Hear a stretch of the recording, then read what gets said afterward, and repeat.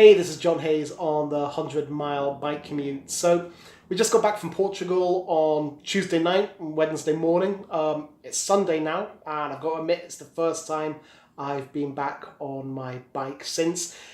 Incredibly strange to be back on a reasonably light road bike after doing so many miles on a really heavy touring bike. I've got to admit I was a little bit wobbly this morning during the first couple of miles, but I'm going to be back on my 100-mile bike commute tomorrow, and hopefully I'll get back into the swing of things pretty soon.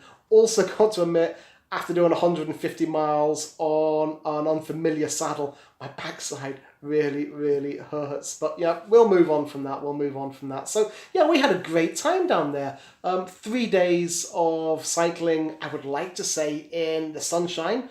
Unfortunately, the first day, about an hour into the ride, we were hit by a huge electrical storm, which forced us to take shelter for about an hour and a half in a local hotel where we drank far too much espresso. But yeah, that certainly spurred us on for the rest of the day.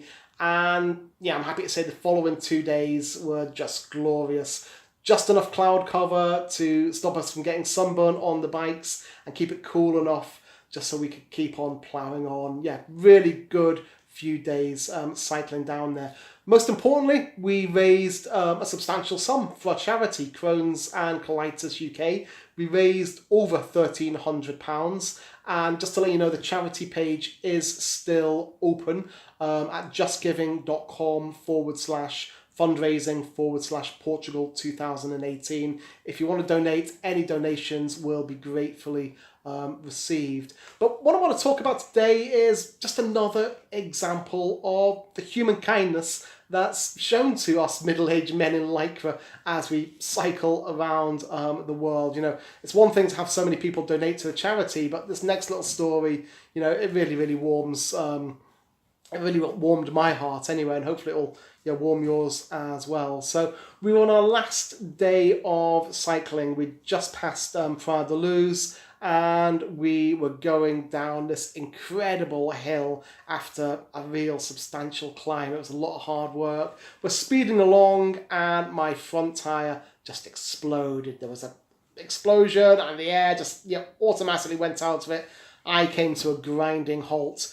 Luckily, one of my friends was behind me, and we pushed the bike down the rest of the hill and found a nice flat area where we could try and mend the puncture. Only there was one big problem. When we hired the bikes, the bike hire company that dropped the bikes off at the airport told us we didn't need a spanner. That's because he checked one of the bikes and it had a fast release tyre. Now, a fast release wheel. Now, we were stupid enough not to bother checking the rest of the bikes and not to question this and let him go on his way. When my tyre exploded, I soon realised that I didn't have a fast release wheel and I would need a spanner to get the wheel off to fix the repair. So, didn't really know what to do. My initial idea was just to let my friends cycle on, and I'd push my bike into the next village and, find a hardware store or a garage or something and fix the tyre and then go and join them at the end of the ride. But, one for one and all for one, we all stuck together and tried to figure the problem out. Now, the charity had given us an envelope, which they told us was only to be opened in times of crisis. So I was given the envelope and I opened it, and I'm going to share the experience with you now. Now, this was filmed on a mobile phone when the raw footage was going through an editing suite on a laptop, so apologies for the quality, but I think you'll get a gist of the idea of how we reacted to this crisis letter. Okay, very nice, Bumblebee. Oh yeah, flowers, yeah. A bit feminine for us, but I'm comfortable, it's all good. Whenever you find yourself doubting how far you can go, just remember how far you've come. Remember everything you've faced, all the battles you have won, and all the fears you have overcome. The Get Your Belly Out community is with you every step of the way. You've got this. Oh, wow. There's loads of people. Richard, Stuart, Laura, Andrew. As much good as a chocolate firefighter. Do you mean there was no spanner?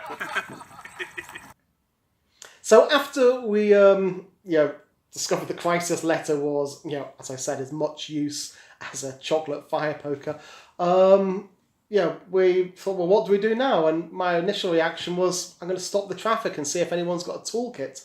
I stopped the first car that went past, and it had some tourists in. They were driving a hire car, and were sadly unable to help us. 2 minutes later, another car came by, and it was a British expat, a guy from Sleaford, which is a town, just a few miles away from where I live.